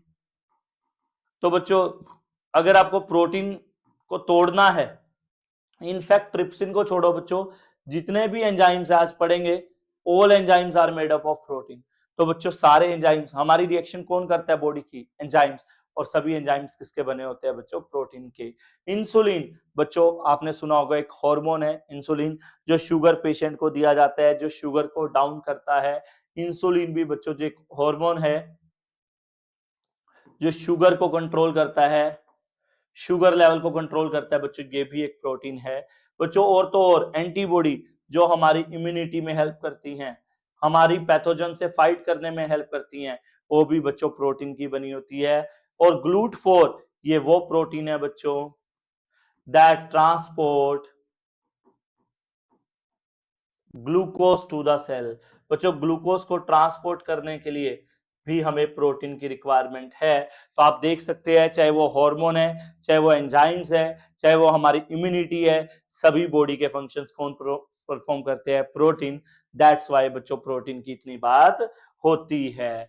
अगर हम बात करें बच्चों स्ट्रक्चर ऑफ प्रोटीन्स की, प्रोटीन के अलग अलग तरह के स्ट्रक्चर बच्चों, सीधी सी बात है प्रोटीन 4 तरह के स्ट्रक्चर शो करता है बच्चों, प्राइमरी, सेकेंडरी, टर्शरी, क्वाटरनरी। बच्चों सीधी सी बात है, मान लो बहुत सारे अमीनो एसिड है, वो सारे ना एक ही चेन में अलाइन है। मतलब अमीनो एसिड है, देखो ये एक अमीनो एसिड है, ये एक अमीनो एसिड है, ये एक अमीनो एसिड है, ये एक अमीनो एसिड है, बहुत सारे अमीनो एसिड है। ये सारे बच्चों एक स्ट्रेट चेन में जुड़े हुए हैं सारे। तो बच्चों ये क्या है आपका प्राइमरी स्ट्रक्चर ऑफ प्रोटीन। बच्चों इसको हम सिंपल एक स्ट्रेट लाइन से शो करते हैं। ये है बच्चों प्राइमरी स्ट्रक्चर ऑफ प्रोटीन। ये लाइन का मतलब क्या है बच्चों, बहुत सारे अमीनो एसिड एक स्ट्रेट चेन में प्रेजेंट है, उसको बोलते हैं बच्चों primary structure of protein. I hope हो गया होगा। नोट्स आपको मेरे टेलीग्राम चैनल पे मिल जाएंगे बायोमोलिक्यूल चैप्टर के। बच्चों ये है आपका प्राइमरी स्ट्रक्चर ऑफ प्रोटीन। बच्चों अब जब स्ट्रक्चर प्रोटीन खुद को फोल्ड कर it is called secondary structure of protein. और बच्चों अगर प्राइमरी स्ट्रक्चर खुद को और फोल्ड कर ले like a woollen ball, then it is called tertiary structure of protein, and tertiary structure is necessary to perform biological function. इस बात को याद रखना बच्चों, अगर कोई भी प्रोटीन को फंक्शंस परफॉर्म करने हैं तो एटलीस्ट उसे टर्शरी स्ट्रक्चर में आना होगा. Tertiary structure is necessary to perform biological function. ये एमसीक्यू में आ जाएगा कि प्रोटीन का कौन सा स्ट्रक्चर फंक्शन परफॉर्म कर पाता है, टर्शरी या फिर क्वाटरनरी. एटलीस्ट देखिए क्वाटरनरी स्ट्रक्चर में क्या होगा बच्चों, इट इज कंपोज्ड ऑफ 2 और मोर पॉलीपेप्टाइड चेन. बच्चों इन तीनों में एक ही चेन है, ये फोल्ड होगी और फोल्ड होगी, लेकिन क्वाटरनरी स्ट्रक्चर जो होता है इट इज कंपोज्ड ऑफ 2 और मोर पॉलीपेप्टाइड चेन. बच्चों क्वाटरनरी स्ट्रक्चर में आपको 2 या 2 से ज्यादा चेन मिलती हैं, उनमें एक ही थी. एग्जांपल है बच्चों हीमोग्लोबिन. हमारा जो हीमोग्लोबिन है ब्लड में बच्चों वो क्वाटरनरी स्ट्रक्चर शो करता है, क्योंकि 2 अल्फा और 2 बीटा 4 चेन से बना होता है प्रोटीन की. तो हीमोग्लोबिन कौन सा स्ट्रक्चर शो करता है, क्वाटरनरी. नाउ बच्चों अगला टॉपिक है पॉलीसेकेराइड. बच्चों वर्ड्स को तोड़ो. पोली का मतलब क्या होता है, मैनी. सेकेराइड का मतलब होता है शुगर. शुगर मतलब स्वीट. बच्चों स्वीट का मतलब होता है शुगर बेसिकली. तो पोली मतलब मैनी, सेकेराइड मतलब शुगर. तो बच्चों वो कार्बोहाइड्रेट जिनमें बहुत ज्यादा शुगर्स हो, बहुत ज्यादा का मतलब बच्चों मोर देन 10, तो वो कार्बोहाइड्रेट्स बच्चों जो कि लॉन्ग चेन ऑफ शुगर से बने हैं. लॉन्ग भी कितनी बच्चों, मोर देन 10. बच्चों जो मोर देन 10 शुगर से बने हैं ऐसे कार्बोहाइड्रेट्स को बच्चों हम क्या बोलते हैं, पॉलीसेकेराइड. ये बहुत सारे मोनोसेकेराइड, मोनो मतलब एक, सेकेराइड मतलब शुगर, बहुत सारी शुगर्स मिलके जुड़ती है थ्रू ग्लाइकोसिडिक बॉन्ड और क्या बन जाते हैं बच्चों, पॉलीसेकेराइड. पॉलीसेकेराइड में भी बड़े कुछ फेमस पॉलीसेकेराइड्स हैं, आइए हम बात करते हैं उनकी. और पॉलीसेकेराइड बनते कैसे हैं बच्चों, कि कौन सा बॉन्ड बनता है पॉलीसेकेराइड में, ग्लाइकोसिडिक बॉन्ड. बच्चों ग्लाइकोसिडिक बॉन्ड बनता है मोनोसेकेराइड के बीच में और क्या बन जाते हैं, पॉलीसेकेराइड. फॉर एग्जांपल बच्चों सेलुलोज, नाम तो सुना ही होगा. सेलुलोज बच्चों एक होमोपोलीमर है, ये बना होता है बच्चों ग्लूकोज का. It is a homopolymer of glucose. मतलब होमो का मतलब एक ही जैसी यूनिट से बना होता है, ग्लूकोज से बना होता है. एंड सेलुलोज कहां पे पाए जाते हैं, and it is found in cell wall of all plants. बच्चों सभी सेल वॉल जो होती हैं प्लांट्स की, एल्गी की, वो किससे बनी होती है, सेलुलोज से. स्टार्च, बच्चों स्टार्च भी होमोपोलीमर है ग्लूकोज का. ग्लूकोज से बना होता है बच्चों स्टार्च. एंड स्टार्च का आपको सिग्निफिकेंस पता ही होगा बच्चों, प्लांट स्टोर देयर फूड. बच्चों प्लांट अपना फूड स्टोर करते हैं इन फॉर्म ऑफ स्टार्च. किसकी फॉर्म में बच्चों, स्टार्च की फॉर्म में. ग्लाइकोजन सेम बच्चों, ये भी ग्लूकोज का बना होता है, बस फर्क क्या आ जाएगा, प्लांट की जगह एनिमल्स आ जाएगा. बच्चों animals store their food in the form of glycogen. Animals बच्चों ग्लाइकोजन की फॉर्म में फूड स्टोर करते हैं, प्लांट स्टार्च की फॉर्म में. इनुलिन याद रखना बच्चों, इट इज अ मोनोमर. इसकी जो मोनोमेरिक यूनिट है बच्चों वो है बच्चों फ्रक्टोज. मतलब ये फ्रक्टोज से बना होता है बच्चों. Inulin is a polymer of fructose. जैसे बाकी सारे ग्लूकोज से बने हैं, ये उससे. काइटिन बच्चों, chitin is a again complex polysaccharide है बच्चों. एक वो सिंपल थे लेकिन ये काफी हद तक कॉम्प्लेक्स पॉलीसेकेराइड है बच्चों, which is made up of N acetyl glucosamine. किससे बना होता है बच्चों ये, एन एसिटाइल ग्लूकोजामीन. इससे बना होता है बच्चों ये. एंड इट इज फाउंड इन, सबको पता है काइटिन बच्चों, चीटिन भी बोलते हैं इसको, सेल वॉल ऑफ फंजाई. बच्चों जो फंजाई की सेल वॉल है वो किसकी बनी होती है, काइटिन की. And also found in exoskeleton of arthropods. बच्चों जो कीड़े मकोड़े हैं उनको आर्थ्रोपोड्स बोलते हैं बायो में. कीड़े मकोड़ों की जो बॉडी की आउटर कवरिंग है, एक्सोस्केलेटन है, वो काइटिन की बनी होती है. जितने भी कीड़े मकोड़े, कॉकरोच वगैरह है, उनकी बॉडी किसकी बनी होती है, काइटिन की, जो कि एक पॉलीसेकेराइड है. तो बच्चों पॉलीसेकेराइड की भी इंपॉर्टेंस आपको पता लगी गई होगी. अब हम बात करेंगे बच्चों न्यूक्लिक एसिड की. बच्चों न्यूक्लिक एसिड बहुत इंपॉर्टेंट पार्ट है. न्यूक्लिक एसिड मतलब डीएनए आरएनए की बात हो रही है. Deoxyribo nucleic acid, and ribo nucleic acid की यहाँ पे हम बात कर रहे हैं बच्चों। न्यूक्लिक एसिड एक साइंटिस्ट थे, न्यूक्लिक एसिड ना थोड़ा सा दे रखा है बुक में, इसकी डिटेलिंग आप पढ़ोगे बच्चों 12th में, 12th बायो में चैप्टर 5-6 पूरा डीएनए के बारे में है, तो वहां पे पूरा टॉपिक आएगा न्यूक्लिक एसिड। हालांकि थोड़ा सा मैं बता देता हूं, एक साइंटिस्ट था भाई मिक्सचर, उन्होंने सबसे पहले न्यूक्लिक एसिड को देखा था बच्चों और नेम दिया था न्यूक्लिन। बाद में देखा गया न्यूक्लिन एसिडिक नेचर का है और इसको नाम बदल के दे दिया गया न्यूक्लिक एसिड। न्यूक्लिक एसिड मतलब डीएनए आरएनए की बात कर रहे हैं हम बच्चों। न्यूक्लिक एसिड मेनली बच्चों 3 चीजों से बने होते हैं जिसके प्रोडक्ट को हम न्यूक्लियोटाइड बोलते हैं। इसको ऐसे समझो, न्यूक्लिक एसिड किससे बने होते हैं? न्यूक्लियोटाइड।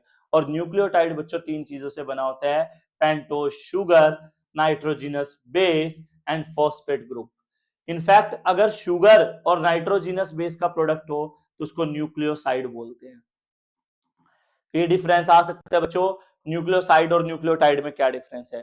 ट्रिक बताऊं, टी से टाइड, टी से तीनों, टाइड में तीनों आएंगे, साइड में इसको साइड कर दो, ये दोनों रह जाएंगे, ठीक है। तो 3 चीजों मतलब न्यूक्लिक एसिड जो है डीएनए आरएनए, हम बेसिकली न्यूक्लिक एसिड का मतलब हमें आ रहा क्या है, डीएनए एंड आरएनए, वो बच्चों न्यूक्लियोटाइड से बने होते हैं, मतलब 3 चीजों से बने होते हैं। किस किस से? Sugar, base, phosphate. शुगर बच्चों आरएनए में राइबोज होती है, डीएनए में डीऑक्सीराइबोज। आज पता लगा आरएनए का नाम राइबो न्यूक्लिक एसिड क्यों है, क्योंकि उसमें राइबो शुगर होती है। डीएनए में डीऑक्सीराइबो शुगर होती है, इसलिए उसका नाम पड़ा डीऑक्सीराइबो न्यूक्लिक एसिड। अगर हम बात करें नाइट्रोजिनस बेस की, वो 2 तरह के होते हैं बच्चों, प्योरिन और पिरिमिडिन। प्योरिन चाहे डीएनए हो या आरएनए हो, उसमें एडेनिन और ग्वानिन होगा। पिरिमिडिन बच्चों थाइमिन, साइटोसिन, यूरेसिल होता है। डीएनए के केस में बच्चों जो बेस पाए जाते हैं वो पाए जाते हैं एटीजीसी, और आरएनए के केस में बच्चों टी नहीं होता, यू होता है बस। यू और टी का फर्क है बच्चों, डीएनए में टी होता है, बाकी तीनों बेस सेम है। आरएनए में बच्चों टी की जगह क्या होता है? यू। फॉस्फेट कॉमन होता है बच्चों। डन। तो ये था एक brief idea about nucleic acid. And now the last topic of this chapter, that is enzyme, that is enzymes. DNA का स्ट्रक्चर पहले दे रखा था, मैंने एक शॉर्ट डाल रखा है इसी चैनल पे, जाके देख लो बच्चों शॉर्ट पे, ठीक है। और भी वैल्यूएबल सारे मेडिकल ऑप्शन इसी चैनल पे मिलेंगे बच्चों, तो सब्सक्राइब जरूर कर दो चैनल को यार, जिसने नहीं किया है। बाकी भी वन शॉट्स मैंने सारे डाल रखे हैं, सभी चैप्टर्स के डाल रखे हैं बड़े इजी वे में, तो सारे वन शॉट्स देख लेने आपने जाके। एंजाइम्स लास्ट टॉपिक है। डीएनए अगर करना चाहो, बुक में नहीं है, शॉर्ट डाल रखे हैं मैंने, वो देख लो, 30 सेकंड्स में पूरा डीएनए करा रखा है। एंजाइम्स बड़ा मजेदार टॉपिक है भाई, लास्ट टॉपिक है, इजी टॉपिक है, बाकी सारे टॉपिक जितने मुश्किल हैं उससे बहुत ज्यादा आसान है। एंजाइम्स बच्चों, एंजाइम्स क्या होते हैं? यू नो, 2 दोस्तों की ना लड़ाई होगी, तीसरे को पता है ये बात, तो तीसरा जाता है पहले दोस्त के पास, कह रहा है कि तुझे पता है कि वो तो तेरे को मारने को फिर रहा है भाई, वो तेरे को मार देगा, तू बाहर मत निकलियो, ठीक है, गुस्सा दिला देगा उसको। अब वो दूसरे दोस्त के पास जाएगा, वो उसको कहेगा अरे थैंक गॉड तू जिंदा है, वो तो तुझे मारने के लिए निकल रहा है, वो तुझे नहीं छोड़ेगा, उसने कसम खाई है कि जब तक तेरा खून नहीं पी लेता वो चैन से नहीं बैठेगा। उसको भी गुस्सा आ जाएगा। तो हुआ क्या, वो जो मीडियोकर था उसने उन दोनों के बीच की जो रिएक्शन थी उसको फास्ट कर दिया, खुद का कुछ नहीं गया, खुद अब वो कैमरा लेके आराम से बैठे कि इन दोनों की लड़ाई होगी, जब ये मिलेंगे मैं वीडियो बनाऊंगा। ये ऐसी जो सब्सटेंस है हर जगह है, कॉमन है आजकल सोसाइटी में, ऐसी सब्सटेंस को बच्चों एंजाइम्स कहा जाता है। एंजाइम्स वो, ये कहीं ना कहीं केमिस्ट्री में जैसे कैटालिस्ट होते हैं ना, बायोलॉजी में वैसे ही एंजाइम होते हैं। तो एंजाइम बच्चों वो सब्सटेंस होते हैं जो कि रिएक्शन की स्पीड को बढ़ा देते हैं विदाउट पार्टिसिपेटिंग इटसेल्फ, एंड हम सिंपली कह सकते हैं दे आर बायोकैटालिस्ट। गले में थोड़ी सी दिक्कत है यार आज, इसलिए वो एनर्जी नहीं बन रही, आई होप आप समझ पाएंगे, ठीक है। थोड़ा सा फीवर वगैरह था मुझे, और आवाज से भी पता लग रहा होगा आपको, बट एग्जाम टाइम है, मैं चाह रहा हूं कि आपको जल्दी से जल्दी पूरा सिलेबस कंप्लीट करा दूं। कमेंट्स में आपको भी मेरे को सपोर्ट करना है, मोटिवेट करना है, कमेंट्स में बताओ कि कौन से चैप्टर का वन शॉट चाहिए, और ज्यादा से ज्यादा बच्चों को यार शेयर करो ताकि मुझे मोटिवेशन मिले और तुम्हारे वन शॉट सारे डालू मैं। तो बायोकैटालिस्ट है that increase the rate of, rate मतलब स्पीड बच्चों, जो स्पीड बढ़ा देते हैं बायोकेमिकल रिएक्शन की, बायोकेमिकल रिएक्शन मतलब जो बायो लिविंग बॉडी में होती हैं विदाउट पार्टिसिपेटिंग इटसेल्फ। बच्चों जो रिएक्शन की स्पीड बढ़ा दें, एनहांस कर दे रिएक्शन की स्पीड, खुद पार्टिसिपेट किए बिना, ऐसे सब्सटेंस को हम क्या बोलते हैं बच्चों? Enzymes. And all enzymes are made up of proteins. बच्चों वही बात, प्रोटीन्स की सिग्निफिकेंस देखो आप, सभी एंजाइम्स किससे बने होते हैं बच्चों? प्रोटीन्स के, एक्सेप्ट राइबोजाइम। राइबोजाइम को छोड़ के, क्योंकि बच्चों वो आरएनए से बना होता है, न्यूक्लिक एसिड से बना होता है। डन। बच्चों सभी एंजाइम जो होते हैं, all enzymes are substrate specific. जितने भी एंजाइम है बच्चों नेचर में, वो सबस्ट्रेट स्पेसिफिक होते हैं। सबस्ट्रेट स्पेसिफिक मतलब जैसे केमिस्ट्री में रिएक्टेंट होता है ना, वैसी बायोलॉजी में बच्चों रिएक्टेंट को सबस्ट्रेट बोलते हैं। बायो रिएक्शंस में बच्चों सबस्ट्रेट क्या होता है? रिएक्टेंट। जैसे रोटी के लिए आटा रिएक्टेंट है, तो सबस्ट्रेट होता है मतलब जिससे रिएक्शन होनी है। तो बच्चों ऐसा नहीं है कि सभी रिएक्शन में एक ही एंजाइम काम कर जाएगा, हर रिएक्शन को एक पर्टिकुलर एंजाइम चाहिए, ठीक है। और बच्चों सभी जो एंजाइम्स होते हैं ना, ज्यादातर उसके पास ना एक साइट होती है बच्चों, जहां पे सबस्ट्रेट बाइंड कर सकता है। ये सबस्ट्रेट है मानो, ये क्या है? सबस्ट्रेट। ये है एंजाइम। तो सभी एंजाइम पे बच्चों एक साइट होती है जहां पे सबस्ट्रेट बाइंड कर सकता है, उस साइट को बच्चों बोलते हैं हम active site. What is active site? याद रखना इंपॉर्टेंट है बच्चों। What is active site? Site enzyme, enzyme की साइट होती है बच्चों eight which substrate can bind. जहां पे बच्चों सबस्ट्रेट बाइंड करता है उसको हम क्या बोलते हैं बच्चों? Active site. तो ये थे जनरल कैरेक्टरिस्टिक्स एंजाइम्स के। अब हम बात करते हैं बच्चों एंजाइम का ना, आपको रोल पता लगेगा, एंजाइम का ना रिस्पेक्ट बढ़ जाएगी अब आपको सुन के कि एंजाइम कितना तेज कर सकता है। अभी अभी पढ़ा, एंजाइम रिएक्शन को क्या कर देता है? फास्ट। लेकिन कितना फास्ट करता है? इतना फास्ट करता है कि आप सोच भी नहीं सकते, आपकी सोच से भी ज्यादा। एग्जाम्पल देता हूं बच्चों, फॉर एग्जाम्पल एक एंजाइम की बात करते हैं, फास्टेस्ट एंजाइम है बच्चों कार्बोनिक एनहाइड्रेज, इसी की हम बात करेंगे, कार्बोनिक एनहाइड्रेज। तो ये क्या कर सकता है बच्चों? आइए जानते हैं। तो बच्चों एक रिएक्शन है हमारी बॉडी में, होता क्या है? कार्बन डाइऑक्साइड वाटर के साथ रिएक्ट करती है और कार्बोनिक एसिड बनाती है H2CO3। अभी इस रिएक्शन में हमने एंजाइम नहीं डाला, तो ये जो विदाउट एंजाइम जब ये रिएक्शन होती है ना हमारी बॉडी में, विदाउट एंजाइम, इस रिएक्शन की जो स्पीड है ना, वो है बच्चों 200 बार एक घंटे में। 200 मॉलिक्यूल बनते हैं बच्चों पर आवर, इन 1 आवर। एक घंटे में बच्चों ये रिएक्शन 200 बार होती है हमारी बॉडी में विदाउट एंजाइम। अभी एंजाइम नहीं है। अब हमने बच्चों क्या किया? इसी रिएक्शन को विद एंजाइम किया। वही रिएक्शन है CO2 प्लस H2O, वाटर लिया, लेकिन एंजाइम डाल दिया बच्चों इस बार हमने। एंजाइम का नाम आप सबको पता है, कार्बोनिक एनहाइड्रेज, जो कि पिछली बार मिसिंग था। प्रोडक्ट बन जाएगा, लेकिन अब जो ये रिएक्शन की स्पीड है, अब प्रोडक्ट पता है किस रेट से बन रहा है? आप सोच भी नहीं सकते। विद एंजाइम जो इस रिएक्शन का रेट है, जो स्पीड है, वो है बच्चों 6 लाख टाइम पर सेकेंड। बच्चों जो रिएक्शन एक घंटे में 200 बार हो रही थी, एक घंटे में 200 बार, वो रिएक्शन एक घंटे में 6 लाख नहीं, एक सेकंड में 6 लाख। और तबाही मचा दी बच्चों एंजाइम ने, बहुत तेज कर देते हैं। तो अब आपको एंजाइम की रिस्पेक्ट पता लगी। बच्चों एंजाइम रिएक्शन को बहुत ज्यादा फास्ट कर देते हैं, बहुत ही ज्यादा। अब ये एंजाइम करते कैसे हैं? अब एंजाइम का मोड ऑफ एक्शन देखेंगे हम कि एंजाइम ने ये किया कैसे। तो बच्चों सीधी सी बात है, एंजाइम्स क्या करते हैं? ये एंजाइम है बच्चों, ये क्या है? एंजाइम, ठीक है। और ये सबस्ट्रेट है, ये क्या है बच्चों? सबस्ट्रेट। तो सबसे पहले तो बच्चों एंजाइम क्या करता है? सबस्ट्रेट के अकॉर्डिंग अपनी शेप को इंप्रूव करता है। सपोज करो बच्चों जो सबस्ट्रेट है उसकी जो शेप है वो राउंड है, और एंजाइम का बच्चों जो एक्टिव साइट है वो स्क्वायर शेप है, ठीक है, वो राउंड शेप का है। तो बच्चों सबसे पहले तो क्या करेगा? एंजाइम अपनी शेप सबस्ट्रेट के अकॉर्डिंग कर लेगा। देखो इसने भी राउंड कर ली ताकि सबस्ट्रेट उसमें अच्छे से फिट हो सके। ताकि सबस्ट्रेट उसमें अच्छे से फिट हो सके। लो जी, अब हुआ क्या बच्चों, ये बन गया आपका एंजाइम सबस्ट्रेट कॉम्प्लेक्स। बच्चों ये जो एंजाइम सबस्ट्रेट कॉम्प्लेक्स बनता है, इट इज हाईली अनस्टेबल, ये स्टेबल नहीं होता। ये क्या होता है, हाईली अनस्टेबल होता है, और अनस्टेबल होने की वजह से as soon as possible enzyme अलग निकल जाएगा वापिस बच्चों, लेकिन ये जो सबस्ट्रेट था ये बच्चों कन्वर्ट हो जाएगा प्रोडक्ट्स में। बेसिकली एंजाइम ने क्या किए, सबस्ट्रेट के पास गया, पंगे लिए, क्या बना लिया, एंजाइम सबस्ट्रेट कॉम्प्लेक्स जो कि अनस्टेबल था, और तभी के तभी as soon as possible convert हो गया प्रोडक्ट में। बेसिकली एंजाइम ने सबस्ट्रेट के साथ बाइंड करके उसको जल्दी कन्वर्ट किस में कर दिया, प्रोडक्ट में। This is how enzyme act, enzyme का मोड ऑफ एक्शन। डन।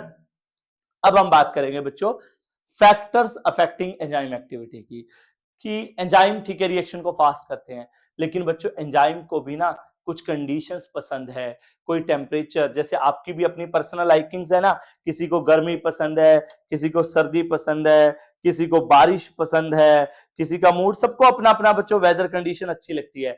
तो एंजाइम को कौन सी कंडीशन अच्छी लगती है, अच्छी नहीं लगती, कौन सा टेम्परेचर सूट करता है, कौन सा पीएच, आइए जानते हैं। तो सबसे पहले बच्चों टेम्परेचर। बच्चों अगर हम बात करें टेम्परेचर की, एक साथ करते हैं, टेम्परेचर और पीएच की बात करते हैं। तो बच्चों अगर हम बात करें टेम्परेचर और पीएच की, तो बच्चों सभी एंजाइम्स, यू नो एंजाइम्स किसके बने होते हैं, प्रोटीन, और प्रोटीन बच्चों टेम्परेचर सेंसिटिव होती हैं। तो all enzymes works in a specific range of temperature. बच्चों सभी एंजाइम ज्यादातर स्पेसिफिक रेंज ऑफ टेम्परेचर में काम करते हैं। ज्यादातर ये होता है बच्चों, ना ज्यादा गर्मी ना ज्यादा सर्दी, 25 डिग्री से 35 डिग्री सेल्सियस में बच्चों। लेकिन एक टेम्परेचर ऐसा होता है जहां पे एंजाइम एक्टिविटी मैक्सिमम होती है, जहां पे एंजाइम का फेवरेट होता है टेम्परेचर, उसको बोलते हैं बच्चों ऑप्टिमम टेम्परेचर। ऑप्टिमम टेम्परेचर क्या होता है बच्चों, जहां पे वो टेम्परेचर जहां पे एंजाइम एक्टिविटी मैक्सिमम होती है, उस टेम्परेचर को हम क्या बोलते हैं बच्चों, ऑप्टिमम टेम्परेचर। हालांकि अगर आप टेम्परेचर ज्यादा कम करोगे तो भी एंजाइम कम एक्टिव होगा, ज्यादा करोगे तो भी। इसको ग्राफ से समझते हैं। जैसे यहां पे ले लिया बच्चों मैंने टेम्परेचर, यहां पे ले ली मैंने एंजाइम एक्टिविटी। तो ये 0 डिग्री टेम्परेचर है, 10 degree, 20 degree, 30 degree, 40 degree, 50 degree temperature है। अब होता क्या है, 30 के आसपास बच्चों एंजाइम मैक्सिमम एक्टिव होते हैं। तो देखो 0 डिग्री है तो एंजाइम एक्टिविटी कम, बढ़ाया टेम्परेचर बढ़ने लगी, लेकिन एक स्टेज तक। बढ़ाओगे तो और कम होने लग जाएगी। तो बच्चों ये जो ग्राफ बताता है, ये बेल शेप ग्राफ क्या बता रहा है कि सभी एंजाइम एक पर्टिकुलर रेंज ऑफ टेम्परेचर में ही काम करते हैं, ज्यादातर जो कि 30 अराउंड होती है। अगर ज्यादा कम होगा टेम्परेचर या ज्यादा होगा तो एंजाइम एक्टिविटी कम होती जाएगी। सेम काम होता है बच्चों पीएच के केस में। पीएच के केस में भी ऐसे ही है बच्चों, सभी एंजाइम एक स्पेसिफिक रेंज ऑफ पीएच में ही काम करते हैं। स्पेसिफिक रेंज होती है बच्चों पीएच की, ज्यादातर 6 to 8 होती है, न्यूट्रल पीएच पे काम करते हैं। और वही इसमें भी बच्चों ऑप्टिमम पीएच होता है। ऑप्टिमम पीएच क्या होगा बच्चों, जहां पे एंजाइम एक्टिविटी मैक्सिमम होगी। सेम बच्चों ग्राफ से समझ आ जाएगा, इधर पीएच ले लिया भाई, 2, 4, 6, 8, 10, 12 बेसिक होता गया, यहां पे ले लिया एंजाइम एक्टिविटी। तो वही है बच्चों, ज्यादातर 7 न्यूट्रल पीएच पे एंजाइम मैक्सिमम एक्टिव हो जाते हैं। अगर ज्यादा कम है तो एंजाइम एक्टिविटी कम है, ज्यादा करेंगे तो भी कम है। सेम बच्चों बेल शेप कर्व मिलेगा, ये भी सेम ये बता रहा है कि ज्यादा कम है तो भी एंजाइम एक्टिविटी कम है, ज्यादा है तो भी कम है। लास्ट फैक्टर बच्चों सबस्ट्रेट कंसंट्रेशन, जहां पे बच्चे फंसते हैं। थर्ड फैक्टर है बच्चों सबस्ट्रेट कंसंट्रेशन। तो बच्चों ऐसा देखा गया है, as the substrate concentration increases, enzyme activity also increases। बच्चों जैसे जैसे सबस्ट्रेट कंसंट्रेशन बढ़ाते हैं एंजाइम एक्टिविटी भी बढ़ती जाती है, लेकिन अप टू अ लिमिट। बच्चों एक कंडीशन ऐसी आ जाएगी जब सभी एंजाइम सैचुरेट हो जाएंगे सबस्ट्रेट के साथ, ऐसी कंडीशन को क्या बोलते हैं बच्चों, V max. When all enzymes get saturated. बच्चों जब सभी एंजाइम सैचुरेट हो जाते हैं विद सबस्ट्रेट, सभी बाइंड हो चुके होते हैं, तो एंजाइम एक्टिविटी बिकम मैक्सिमम। तो एंजाइम एक्टिविटी में क्या हो जाएगी बच्चों, मैक्सिमम हो जाएगी, या वेलोसिटी मैक्सिमम हो जाएगी। उसको हम क्या बोलेंगे, वी मैक्स। क्या बोलेंगे, वी मैक्स। देखो बच्चों ग्राफ से समझते हैं इसको, ग्राफ को अच्छे से समझना। ये ले लिया बच्चों मैंने सबस्ट्रेट कंसंट्रेशन, एस क्या है यहाँ पे, सबस्ट्रेट कंसंट्रेशन। यहाँ पे ले ली बच्चों मैंने एंजाइम वेलोसिटी या एंजाइम एक्टिविटी। तो जैसे जैसे सबस्ट्रेट कंसंट्रेशन एक्टिविटी बढ़ती जा रही है, लेकिन एक स्टेज आएगी बच्चों जहां पे सभी एंजाइम सबस्ट्रेट के साथ सैचुरेट हो जाएंगे, और उसी स्टेज को हम क्या बोलते हैं बच्चों, वी मैक्स। ठीक है बच्चों, वी मैक्स का जब हाफ होता है, जैसे ये वी मैक्स है तो यहाँ पे हाफ वी मैक्स है। तो बच्चों जब हाफ वी मैक्स होती है, उस दौरान जो सबस्ट्रेट कंसंट्रेशन होती है उसको बच्चों Km कहा जाता है, माइकल्स कांस्टेंट। Km मत भूल जाना, Km क्या है बच्चों, सबस्ट्रेट कंसंट्रेशन, जहां पे वेलोसिटी क्या है, हाफ ऑफ द मैक्सिमम। तो ये था बच्चों आपका सबस्ट्रेट कंसंट्रेशन, कैसे उसको इफेक्ट करता है। छोटे से दो बातें रहेगी, खत्म करते हैं चैप्टर को। एंजाइम इनहिबिशन, बच्चों नाम से ही पता लग रहा है एंजाइम क्या करते हैं, रिएक्शन की स्पीड बढ़ाते हैं। लेकिन कुछ सब्सटेंस ऐसे हैं जो एंजाइम की एक्टिविटी को डिक्रीज करते हैं या एंजाइम को काम नहीं करने देते। ऐसे सब्सटेंस को हम क्या बोलते हैं बच्चों, एंजाइम इनहिबिटर्स। और इस फिनोमिना को हम क्या बोलेंगे, एंजाइम इनहिबिशन। क्या, enzyme inhibitors are the substance that decreases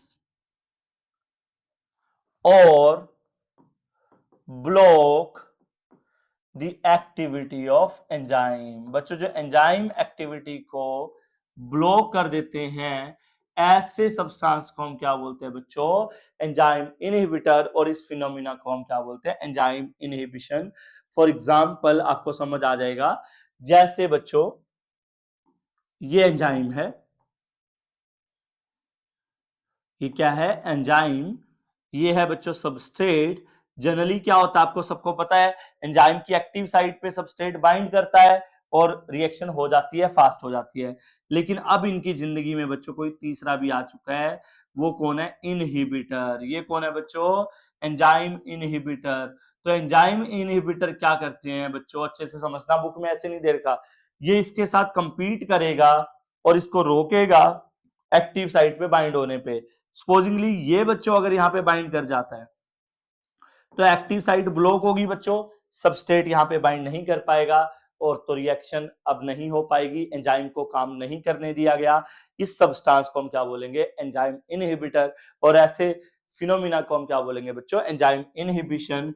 for example बच्चों एक एंजाइम है succinate dehydrogenase. Succinate dehydrogenase enzyme है, उसका बच्चों जो सबस्ट्रेट है वो सक्सिनेट है, बना तो वो सक्सिनेट से है। ये तो इसका सबस्ट्रेट है जिसके साथ ये बाइंड करने जाता है, लेकिन इसको काम करने से रोकता है एक इनहिबिटर। इनहिबिटर का नाम है बच्चों मेलोनेट। मेलोनेट क्या है बच्चों, इस एंजाइम का इनहिबिटर है। वो क्या करेगा, इन दोनों को बाइंड करने से रोकेगा।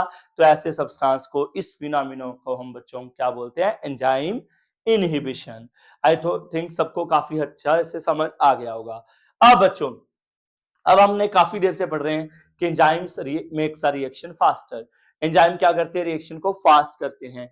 लेकिन कैसे करते हैं, ऐसा वो क्या करते हैं कि रिएक्शन फास्ट हो जाती है, ये अब हमें समझना है, ये अब हमें देखना है।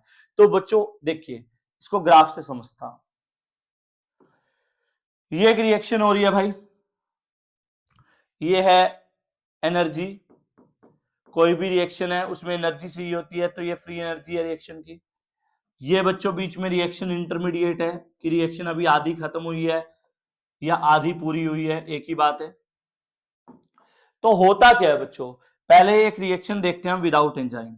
तो विदाउट एंजाइम क्या हुआ, ये सबस्ट्रेट प्रोडक्ट में कन्वर्ट हो रहा है। ये सबस्ट्रेट है भाई, ये किस में कन्वर्ट हो गया, प्रोडक्ट, विदाउट एंजाइम। जो हाईएस्ट फ्री एनर्जी स्टेट होती है बच्चों उसको बोलते हैं ट्रांजिशन स्टेट। क्या बोलते हैं? Transition state. ये ट्रांजिशन स्टेट है विदाउट एंजाइम अभी। और जो ट्रांजिशन स्टेट और रिएक्शन इंटरमीडिएट का बीच का एनर्जी जो गैप होता है उस गैप को बोलते हैं बच्चों एक्टिवेशन एनर्जी। एक्टिवेशन एनर्जी, जो एनर्जी गैप है बिटवीन रिएक्शन इंटरमीडिएट और ट्रांजिशन स्टेट। अभी ये रिएक्शन विदाउट एंजाइम है, अब हमने क्या किया बच्चों, इसी रिएक्शन में एंजाइम डाल दिया, तो होगा क्या देखो। ये बच्चों जो रिएक्शन हुई है ये विद एंजाइम हुई है, ये जो एक्टिवेशन एनर्जी आई है ये विद एंजाइम है। तो आप देख पा रहे हैं एंजाइम ने क्या किया, रिएक्शन की एक्टिवेशन एनर्जी को लो कर दिया, और एक्टिवेशन एनर्जी लो होने की वजह से बच्चों रिएक्शन एक्चुअली फास्ट होती है। इट्स लाइक आपको एक तो 50 सीढ़ी चढ़ के वापस आना है, एक 10 सीढ़ी चढ़ के वापस आना है। जल्दी कब आओगे? 10 सीढ़ी चढ़ के ना। तो यही एंजाइम्स करते हैं बेसिकली। एंजाइम्स आप क्या लिखेंगे?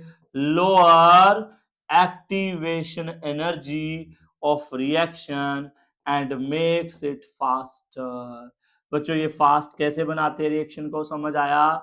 एक्टिवेशन एनर्जी को लो करके एंजाइम्स क्या करते हैं बच्चों, रिएक्शन को फास्ट कर देते हैं। नेक्स्ट टॉपिक बच्चों, लास्ट टॉपिक एंजाइम का लगभग, क्लासिफिकेशन एंड नोमेनक्लेचर। बच्चों एंजाइम की कौन कौन से टाइप हैं और उसको नेम कैसे दिया जाता है। तो बच्चों कोई भी एंजाइम है उसकी जो नेमिंग है, नेमिंग ऑफ एंजाइम, कोई भी एंजाइम है बच्चों, इट डिपेंड्स अपॉन, बच्चों ये दो चीजों पे डिपेंड करती है। नंबर 1 नेम ऑफ सबस्ट्रेट, मतलब कौन सा एंजाइम किसके ऊपर एक्ट कर रहा है, सबस्ट्रेट कौन सा है जिसके ऊपर एंजाइम एक्ट करने वाला है।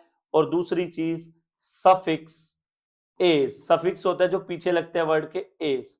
बच्चों ये बात समझ लो, एक तो सबस्ट्रेट का नाम देखना है, मतलब एंजाइम जिस पे एक्ट कर रहा है उसको देखना है, और एक सफिक्स एज। जितने भी एंजाइम के नाम है बच्चों उसके पीछे एज लगा होता है। क्या लगा होता है? एज। और आगे क्या लगेगा? सबस्ट्रेट का नाम। सपोज करो मैंने कहा प्रोटीन को तोड़ो, तो कौन तोड़ेगा? प्रोटीएज। सबस्ट्रेट के नाम पे प्रोटीन आ गया, ठीक है, और एज पीछे लगा दिया। जैसे कार्बोहाइड्रेट को कौन तोड़ेगा? कार्बोहाइड्रेस। लैक्टोज को कौन तोड़ेगा? लैक्टेज। डीएनए को कौन तोड़ेगा? डीएनएस। तो आज से आप जितने भी एंजाइम से इजीली नाम दे दोगे। आपको क्या करना है, जिसके ऊपर एंजाइम एक्ट करते हैं उसी के शुरुआत वाला पार्ट उठाना है और पीछे लगा देना है एज। अब हम बात करेंगे बच्चों, नोमेनक्लेचर हो गया, अब हम बात करेंगे बच्चों क्लासिफिकेशन की। तो एंजाइम्स के बच्चों 6 क्लासेस हैं। कितनी क्लासेस हैं? 6 क्लासेस हैं बच्चों। Number 1 oxido reductase. 6 तरह के एंजाइम है बच्चों, बहुत आसान है, नाम से ही पता लग रहा है। ऑक्सीडो रिडक्टेस, बच्चों ऑक्सीडो रिडक्टेस क्या करेगा, नाम से ही पता लग रहा है, दे कैटालाइज ऑक्सीडेशन रिडक्शन। ये क्या करेंगे बच्चों? ऑक्सीडेशन रिडक्शन को कैटालाइज करेंगे। क्या कैटालाइज करेंगे? ऑक्सीडेशन रिडक्शन को। जैसे बच्चों ए कोई सब्सटेंस है वो ऑक्सीडाइज फॉर्म में है और बी रिड्यूस फॉर्म में है, तो ऑक्सीडो रिडक्टेज आएगा, ए को रिड्यूस फॉर्म में चेंज कर देगा और बी को ऑक्सीडाइज फॉर्म में। तो ये हो गया बच्चों ऑक्सीडो रिडक्टेज, जो इस तरह की ऑक्सीडेशन को रिड्यूस, रिड्यूस को ऑक्सीडाइज, ऐसे एंजाइम को हम क्या बोलते हैं बच्चों? क्या बोलते हैं? हाँ जी, ऑक्सीडो रिडक्टेज। अब सेकंड बच्चों ट्रांसफरेज, नाम से ही पता लग रहा है बच्चों, ये क्या करेंगे? ट्रांसफर करेंगे, चाहे बॉन्ड को, दे कैटालाइज ट्रांसफर ऑफ बॉन्ड और ग्रुप। बच्चों बॉन्ड या ग्रुप को ट्रांसफर करना किसका काम है? ट्रांसफरेज का। फॉर एग्जांपल देखिए, जैसे ए और बी के बीच में बॉन्ड है, सी अकेला है, तो ट्रांसफरेज आया, इस बॉन्ड को यहां पे ट्रांसफर कर दिया, ए अलग रह गया, बी और सी के बीच में बॉन्ड चला गया। ये करते हैं बच्चों ट्रांसफरेज। Third hydrolase. हाइड्रोलेज क्या करते हैं बच्चों? They catalyse breakage of bond. ये बच्चों दो लोगों के बीच में, दो मॉलिक्यूल के बीच का बॉन्ड ब्रेक करते हैं with the help of water. Hydro मतलब वाटर तो आएगा ही आएगा, वाटर की हेल्प से बच्चों बॉन्ड ब्रेक करते हैं। जैसे ए और बी सूखी सूखी रह रहे थे, लेकिन इनकी जिंदगी में हाइड्रोलेज आया वाटर को लेके, तो ए के साथ एच लग गया बच्चों, बी के साथ ओ एच, लो जी ए और बी अलग हो गए with the help of HOH water, that is hydrolase. Fourth जो है बच्चों, 6 तरह के एंजाइम है। लाइज क्या करते हैं बच्चों, they catalyse direct breakage of bond. बच्चों हाइड्रोलेज भी ब्रेक कर रहा था बॉन्ड, लेकिन वो वाटर की हेल्प से कर रहा था, ये डायरेक्ट ब्रेकेज करेंगे बच्चों बॉन्ड का। जैसे ए और बी के बीच में बॉन्ड है, लाइज आया तो कहेगा भाई सीधा अलग हो लो, वाटर वाटर की नीड नहीं है, डायरेक्ट ब्रेक कर दिया बच्चों ए और बी के बीच में bond, that is lies for you. And the fifth one is isomerase. नाम से पता लग रहा है बच्चों, केमिस्ट्री के स्टूडेंट आप, आइसोमर पढ़ चुके हो, तो ये आइसोमेरिक फॉर्म को कैटालाइज करता है, इट कैटालाइज आइसोमेरिक फॉर्म, मतलब फॉर्मूला सेम रहेगा लेकिन स्ट्रक्चर चेंज हो जाएगा। जैसे अगर कोई सिस फॉर्म में है मॉलिक्यूल तो वो ट्रांस फॉर्म में आ जाएगा, अगर कोई डी फॉर्म में है तो वो एल फॉर्म में आ जाएगा, अगर कोई फंक्शनल ग्रुप राइट साइड में है तो लेफ्ट में हो जाएगा। बेसिकली स्ट्रक्चर चेंजेस करेगा कौन, isomerase. And the last enzyme ligase. बच्चे सोचेंगे सुना सुना लग रहा है, वो लाइस था, ये लाइगेज है, वो बॉन्ड ब्रेक कर रहा था, ये बॉन्ड फॉर्म करेगा। दे catalyse formation of bond with the help of ATP। बच्चों ये ATP की हेल्प से बॉन्ड फॉर्म करते हैं। वो ए बी को ए प्लस बी कर रहा था, ये ए प्लस बी को बच्चों ए बी करेगा। ये है बच्चों लाइगेज। तो ये थे 6 टाइप के एंजाइम, देख लो भाई इसको। मैं पानी पीता हूं यार, 1 मिनट, देखो अच्छे से।